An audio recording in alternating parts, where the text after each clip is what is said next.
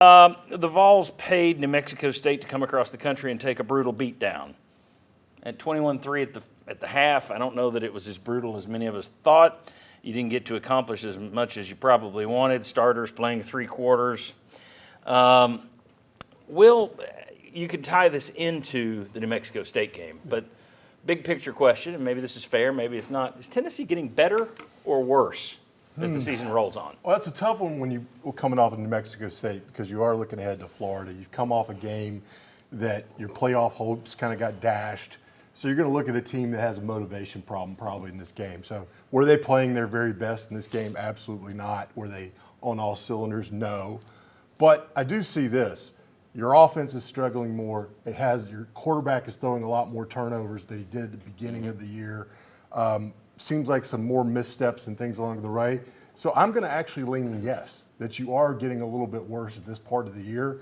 I think it doesn't help that you've lost some of your motivation to step up and continue to play.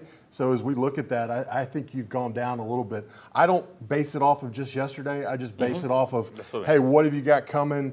What do I see? I just think with injuries and other things, you have gotten a little bit worse than you were at this point. Yeah, I think you look at the Oklahoma game where you turned it over 3 times and you look flat in the second half. You didn't really have any answers in the second half. Your defense is kind of flatlining.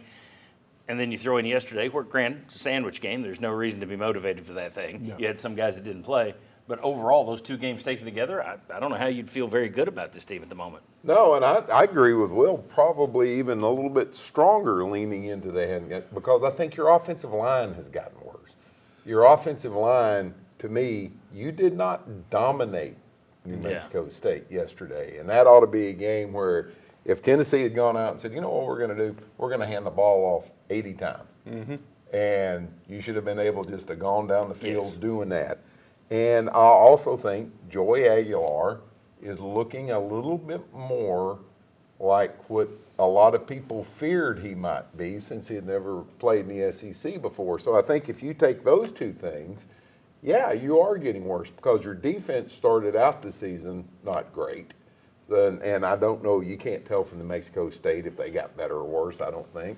But offensively, yeah, you just look a little more, and I really can't put a word, ragged, maybe just not as fine-tuned.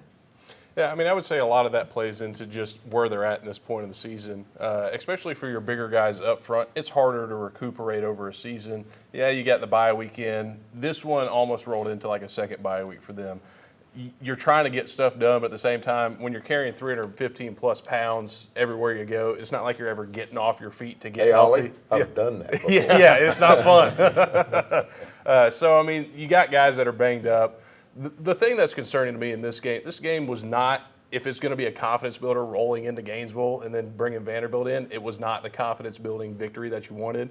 You can call it a blowout. It didn't feel like a blowout. There wasn't fireworks that we needed. The things that I wanted to see you run the ball. You didn't run the ball very well. I wanted to see you take care of the football. You had 2 turnovers. And on top of that, you didn't come away from that game clean. You had some injuries as well that took place where you can't afford that at this point in the season. Yeah, and did you get – and the better – you're right. I had these named. Do you feel better about the quarterback after the – no. They didn't clean up the interception. Do you feel better about running the game? No, I don't. Do you feel better about the offensive line? No. Do you feel better about the defense? No, because they're just they are what they are. Did you get your young quarterback's reps? No. No, you didn't. No. Did you get banged up? Yes. Kitzelman, Moy, Lewis, had some other guys take some hits. Jimmy, I thought for paying somebody to come in and get this big, fun, this gets us right, it was a complete fail in terms of, well, it wasn't a fail, you didn't lose the game, but it was a D- in terms of what you went into expecting to do. You didn't get to work on the young guys. You didn't get to heal up a little bit against a lesser opponent. It was better than Georgia State. True. Better program now than you were against Georgia State. I think Tennessee's offense has gotten worse and the defense has gotten better. Now, I'm going to go back to the Oklahoma game because I thought the defense played pretty well against Oklahoma. And the defense – How much of that, though, is Oklahoma? Well, yeah. But you're right. You're right. Go ahead. So even against defensively, I thought they were better against New Mexico State because – at least they held them to less than 1 yard per carry, which they hadn't done in 17 years. They had another defensive touchdown. The worst run attack in college football, that's number right. 136. But ETSU and others still average more. And And you had a 6 touchdown on defense, really good play by Tyree West, and then William Wright with the touchdown. So there were some elements of defense. They threw for over 300 yards, but they averaged, 5.9 yards per attempt. So I thought the defense did okay. I thought it played pretty well against Oklahoma. So I think the defense is getting better and the offense is getting worse because the offense really didn't. And Bob hit it to me. I think that's kind of what I thought Joey Aguilar would be when he got here. Yeah. He'd exceeded my expectations until. Yes. But what he did against New Mexico State, they had to put him in the fourth quarter to get us 200 yards passing. Well, I kept having people all.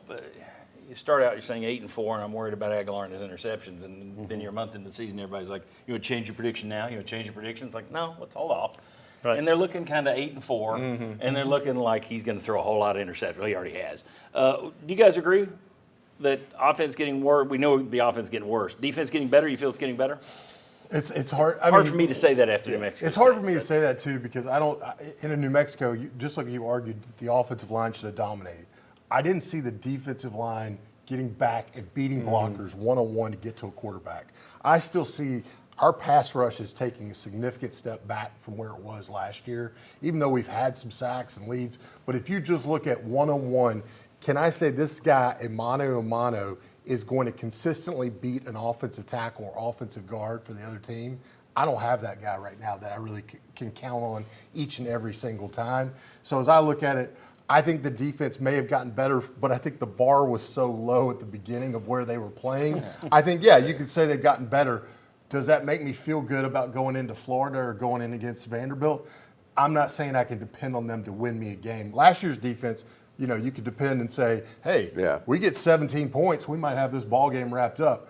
This is still a defense, if I'm going up against SEC, that I say my offense needs 30 to 34 points to have a chance to win. I think they're going to give up 28.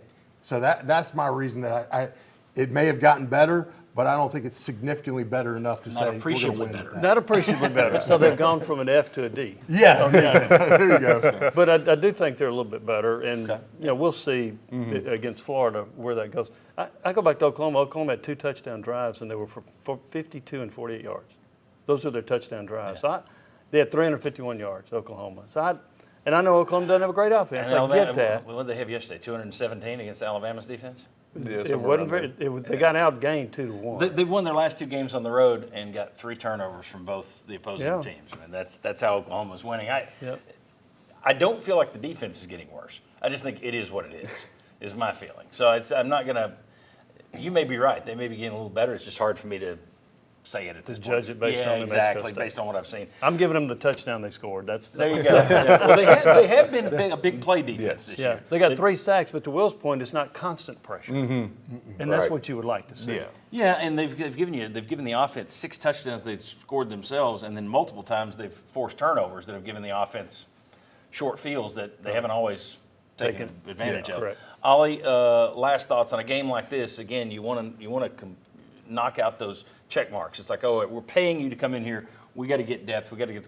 I thought specifically, if you're going to keep going with the young quarterbacks, and you're not going to be the portal guy, although you had to be this year. But if you're going to be the guy that goes out and gets 5-star quarterbacks, do they do enough to develop those guys? Do they give them enough playing time? It doesn't seem like it at this point. I mean, obviously, right now in the situation they're in, I would have liked to seen a lot more McIntyre yesterday because I feel like that's where the future is leaning towards at this point in time. Obviously, you still got Faison Brandon in the headlights coming in. And they keep going to Merklinger, who most people think he's going to transfer out. Going to leave out. So, I mean, maybe at some point, look, you're getting them reps in practice, but practice reps don't really amount to anything. You don't see what you're actually going to perform like until the lights are on. You're in a game-like situation. Even with it being an opponent like New Mexico State, it's still game film that these guys can break down. Now you're kind of taking that away from them. And a guy like George McIntyre, he's a freshman, he needs some of those good reps to help himself grow because now it's going to give him something to watch over the offseason. Right now, all he's really got to watch in the offseason is his practice reps that are structured in a way to somewhat highlight him and make him look good. We said that the year Joe Milton started. It's like, is there nowhere where you could work Iam Aliava into this game? And it's kind of the same way here. Could you?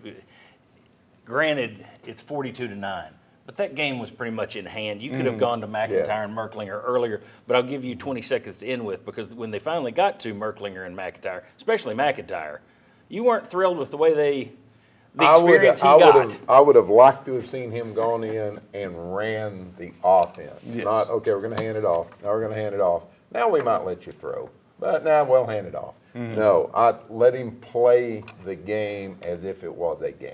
They let Merklinger throw more than they let McIntyre throw, I believe, in their short little drives. Okay. By the way, I haven't mentioned it yet, but the kickoff has been set for Tennessee, Florida. I'm sure you've heard this already, but it'll be 7:30 right here on WATE. It's an ABC game next week. So the nation's going to see Tennessee go to Florida. That's as if they can't see CBS they can't see ESPN, but still, it's national broadcast on ABC. Tennessee at Florida, 7:30, so another night game. I love them. Okay, when we come back, Vols Gators. Who has the better talent, the better roster? We'll tackle that. We'll show you some info and discuss that. We'll talk roster. We'll talk motivation a little later. We'll talk about the must-not-dos for Tennessee going to that game. Why is the Swamp such a house of horrors? Lots more to come on Tennessee, Florida. Come on back.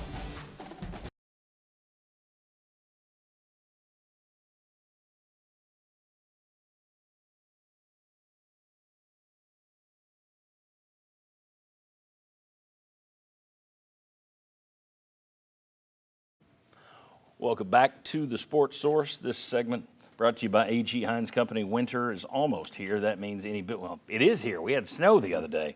That means any building project you begin is going to need winter weather materials. AG Heins Company has been helping East Tennesseans since 1920, so they know a little bit about what materials you need this time of year, and they offer them at great prices. AG Heins Company, visit them on Hines Street downtown, just a stone's throw from the World's Fair Park.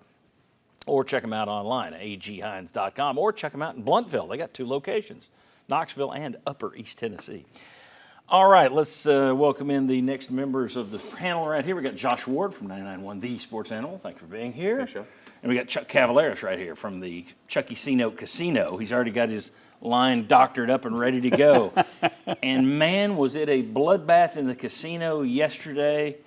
The biggest win ever that I can remember for the house. Why is that a bloodbath, John? It's a champagne bath for him over there. Okay, let's take a look at the poll question for today. You can give us your thoughts on the Tennessee-Florida game. You see it right there. What's your prediction for Vols at Gators? Tennessee by 8 or more. Tennessee by 1 to 7 points. Florida by 1 to 7 points. That's the current leader. Florida by 8+. A lot of people picking Florida. We'll see how now that we're it tends to be the negative folks, the angry folks, go to my website and play early. Yeah. And then we see what the viewers say because you get your smartphone and you point it right at that QR code beneath the Hearthside Bank logo. They're always within reach. So is the QR code right there. So play along with us. Let us know what your thoughts are for Tennessee, Florida. It won't shape Chuck's line, I don't think. You're not going to adjust it based off that. No. I won't allow that. So, okay. The negative folks then go to church. That's right. That's right. Okay. Tennessee comes in at 7-3. 3-3 in the SEC. Florida 3-7, 2-5 in the SEC. However, Florida was picked to finish 6th in the league. Tennessee was picked 9th by SEC Media Days. Florida had 6 players named to the preseason All-SEC team. Tennessee only had 3, and 2 of those were Jermod McCoy and Boo Carter. And on top of that, 24/7 Sports do the team talent rankings where they look at the roster as it is right now and look at the star ratings. Florida's the number 12 roster in the country. Tennessee, number 16. Jimmy, the record says Tennessee's got the talent. All these other metrics say Florida's got the talent. Who's the more talented team? Who has the roster advantage going to Gainesville this week? Here's where I wrestle with that. You may have a guy that's a 5-star playing like a 3-star, and a 3-star plays like a 5-star. Who's got more talent? So, I'd rather have Joey Aguilar than Arch Manning, but who is rated higher? I base it more on watching you perform rather than how many stars you got. And based on that, I would take Tennessee's talent over Florida. Okay. Jimmy says Tennessee's talent. Josh Ward, do you agree? Yeah, I agree with what Jimmy said and why. Aguilar versus Lagway. Now, they both made mistakes and turned the ball over. They're the top 2 guys in the SEC, along with Taylor Green, but I would take Aguilar's season without question over Lagway. Lagway was the 5-star quarterback. Yeah. Florida has a bunch of injuries. They had a ton of guys out against Ole Miss, some of their most talented players as well, while Tennessee's missing a Ricky Gibson, who is one of the more highly rated guys. So I would go with a combination of Tennessee's roster, which is comparable. If everybody on paper is lined up, Florida gets a slight edge. But with how things have played out, who Florida's missing, the way the season has gone, I would go Tennessee. You guys agree with that? You know, I really want to, I think the way Jimmy Do breaks you it really? down, I think that is the right way to do it. When you've got a guy that comes in, he wasn't highly recruited, and you turn him into a star or he becomes a star, yeah, that does throw those numbers off a little bit. But when I have watched Florida, parts of their game, parts of their team, to me have looked better than Tennessee's. And I think Florida has been drugged down by some underperformers that may be 5 stars. I mean, I watched that game last night with Ole Miss. Okay, I didn't think Lagway could get out of his own way. And so to me, it didn't matter what else you had because that guy just looked awful. Okay. So I kind of think Florida does have the talent. I think it's fairly even. And I told you. 12 to 16. Okay. I told you last night, I think DJ Lagway is Florida's Joe Milton. He's all the hype. He's got all the tools, but he doesn't know what to do with them. And then I looked up his numbers, and I realized that's an insult to Joe Milton because Joe Milton didn't have 11 touchdowns against 13 interceptions, which is what Lagway has on the year. Yeah. Chuck Cavalera's talent. Yes, who's got the talent advantage? You'll be setting the line. Who's got the talent advantage? I would still give the slight edge to Tennessee, mainly because Florida's talent, even if it is better, has not played up to the potential they have. And I think that's the assessment you have to look at.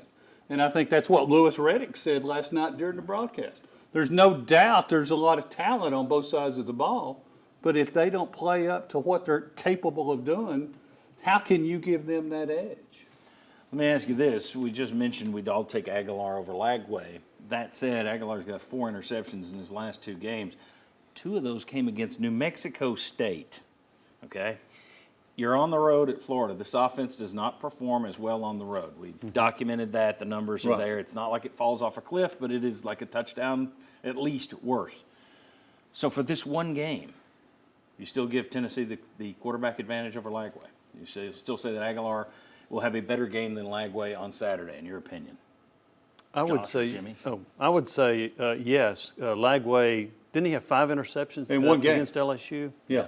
He had 3 or 4 in another game. Yeah, got benched last week against Kentucky. So he's only really been bad in 2 games. There you go. So his inconsistency, his propensity to throw interceptions, his decision-making has been poor. When I've watched him, I would take Aguilar. Yeah, I would take Aguilar as well. It's not with great confidence because of the recent concerns we've seen with Aguilar, and then you factor in on the road, and the concern probably grows that those mistakes will be there. Those voters early on in the poll, they're probably thinking about that. Oh no, those mistakes are going to carry over onto the road. Lagway at home might be more comfortable, but over the course of the season, Aguilar's still been better. Lagway has not shown great consistency, so I would lean Aguilar. I have a fear. Oh, go ahead, I John. was just going to say, I think Lagway has shown great consistency. He's consistently bad. That's right. Last night, and I told you what we was watching. Anytime he dropped back to throw, I thought it was just 50-50 of what was going to happen. I just don't think he doesn't make smart decisions. Is the Yeah. other thing. So Well, mine's one of that guy. There's one thing, it seems like he throws a better deep ball. And then on some of the other routes, he doesn't come close. And that's what's the real head scratcher. I mean, If I were to hedge my bets, I would say this. I've seen Florida quarterbacks not look very good, but then when they play Tennessee, they look like an All-American. That's where I was going. I have this fear that Lagway's going to have his game of the year Saturday night against happens. Tennessee. Yeah. Against that improving defense? Against that improving, appreciably better defense.